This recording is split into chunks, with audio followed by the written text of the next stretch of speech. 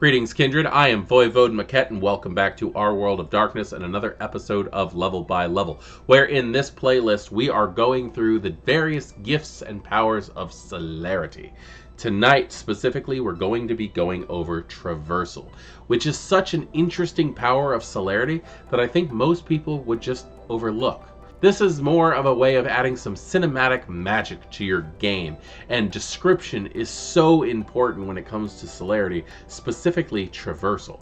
The book states, with blurring speed, the vampire can run or climb along any surface, including vertical or even liquid mediums. While Traversal does not grant insect-like supernatural traction, running up or along walls presents little problem. Walking on water remains impossible, but the vampire can run on water for a limited distance given a run-up.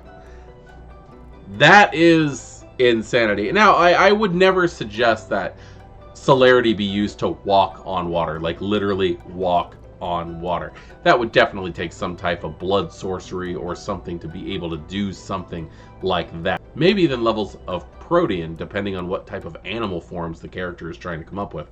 But being able to run on water, that is insane.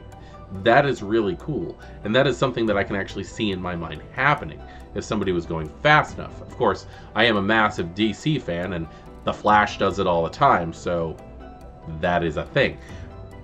But imagine what you could do with this power for fair escapes, or even when closing in on someone.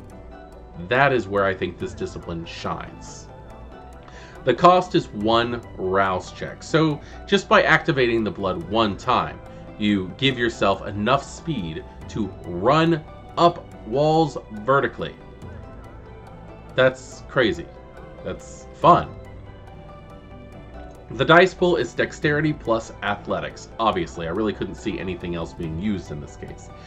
The system says make a dexterity plus athletics roll with a difficulty of 3 for inclined surfaces with traction, to 6 difficulty for slick vertical surfaces or open water, depending on the surface and angle. Each point of margin gets the vampire further up or out.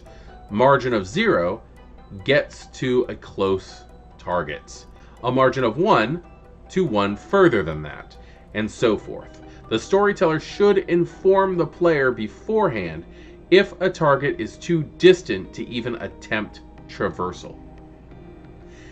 As a rule of thumb, anything over water farther than 60 meters or more than 30 stories up a building probably exceeds the power's range. That does make a lot of sense. There should be a limit when it comes to running up the side of a building, and I personally don't think I could make it up 30 stories. 30 stories! You can run up. There's not many 30-story buildings in the area that I live in that I think could actually be even presented in this. That is such a freaking crazy thing. I'm just thinking about my downtown skyline and the fact that any vampire could just roll a rouse check and go straight up the side of the building or even across the river. It is mind-boggling, especially if you're living in the type of area where this comes in handy. Duration is 1 turn. I really wouldn't see it being anything other, but imagine being able to go so fast that you're able to go up walls or across water. I love Celerity. I love the descriptiveness of Celerity. I love the fact that it is increasing the speed, but it's doing so in effect, not just by giving you extra actions. What are your thoughts on that specifically?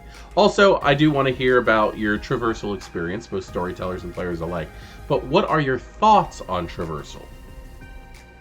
I am Voivode Maquette. This is our World of Darkness, and another episode of Level by Level Celerity. This has been Traversal. Class dismissed.